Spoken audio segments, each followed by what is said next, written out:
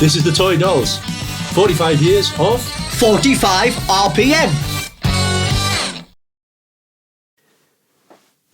Good to see you again, Olga. How are things? You too, Ronan? All good. Good.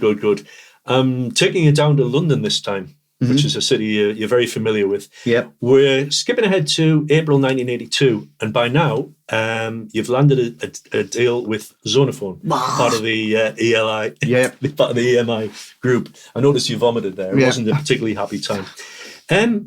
How did the move to EMI come about? It must have been... We had a good friend, we had good friends with the Angelic Upstarts who was signed to Zonophone, part of EMI, and Degger, the drummer, managed to get us a deal with them. It was really through I've Got Asthma, because he said he went into the boss of EMI and he said, you've got to listen to this. And he was blown away. He thought, oh, this is great, we'll release it as a single. So it was going to be I've Got Asthma was the single. That was the plan, which was typical the Toy Dolls kind of thing. So that was the plan. But next question. Well, there was a little bit of a problem with the I've Got Asthma as a subject matter. Yeah. So the guy was a bit... well, in a nutshell, the boss's... I think it was his daughter who'd actually passed away from asthma, and he said, I don't want anything to do with I've Got Asthma. So we had to quickly think of something else, and they just shoved everybody Jitterbug on. Because these are both songs that had been recorded before. Yeah. So, but it was a needs must moment. You had to just produce something quickly. Nevertheless, though, it must have been an exciting time, to get offered a big... It was very exciting. But it's EMI, and they're a huge company. We went down to EMI to record She Goes to Finos as well. And they tried to change my voice. They tried to change the guitar playing.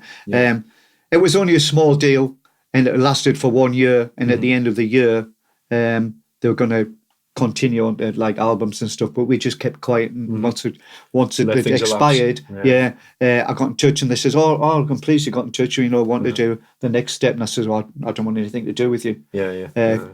Because of, they just weren't the right for us. They weren't right for your setup, You must have used the Abbey Road studios then to make the recording, presumably? Didn't we use the EMI studios, which was in EMI building, which was dreadful. Like I said, we had a producer there, and he says, turn the guitar down, turn the distortion off, change your voice. So everything they signed us up for, they tried to change. Was there a difference in hardware setup, machinery and everything else from what you were used to in the earlier recordings? Not really. Still tape recorders and things at that time. Maybe a 24-channel desk. Not much difference. Would the budget have been what time? Well, we weren't playing for it. They allowed you more time. I'm thinking of. But like I say, they were trying to dictate how to sing and how to play the guitar and that. But it was. It's not a very good feeling. When somebody's trying to cramp your style. And people might be interested to know how a company as big as EMI organised the financial side of things for you. They're covering their own costs. Yeah. But were they issuing you a fee? Did you get some? Yeah, we got 500 quid advance. It's pretty big, isn't it? It's huge. Yeah.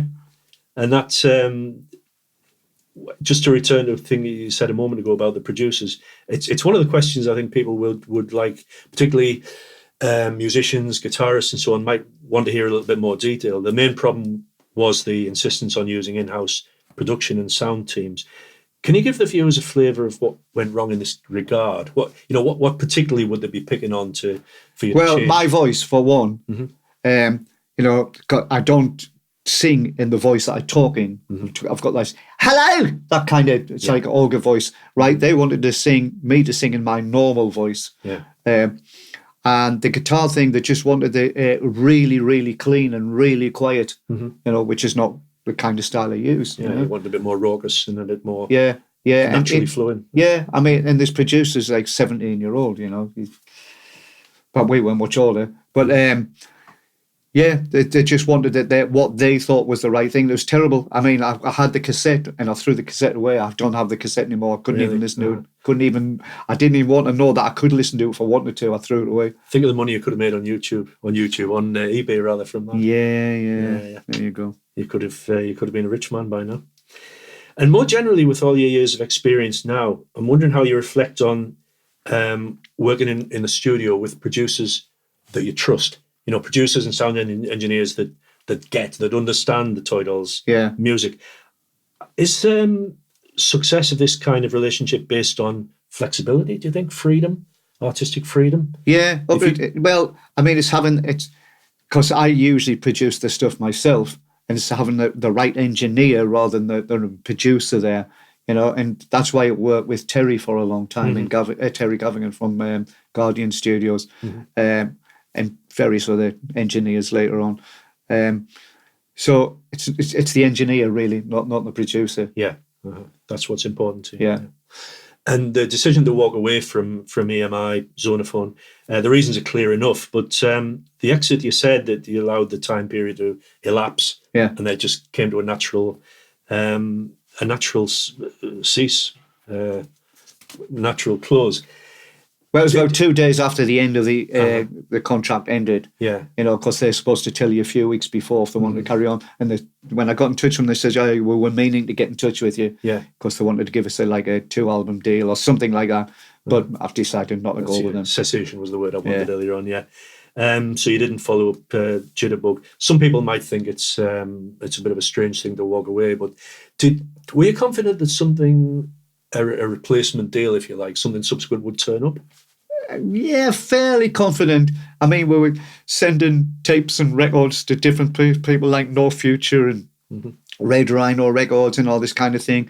And the record company that we did find were based on our doorstep in Newcastle. Which move on to. That's absolutely right. Yeah. So the gamble paid off, but some people must have questioned your sanity, but that's a fairly standard. Well, they did, yeah. Well, Fact of both our lives. But, you know, I mean, they're saying, like, EMI. I said, well, you know, it just didn't work for us to try to change too many things. Yeah. But it's on your CV, and it was an interesting chapter in your life. Yeah, and it's £500 as well. Yeah, big money.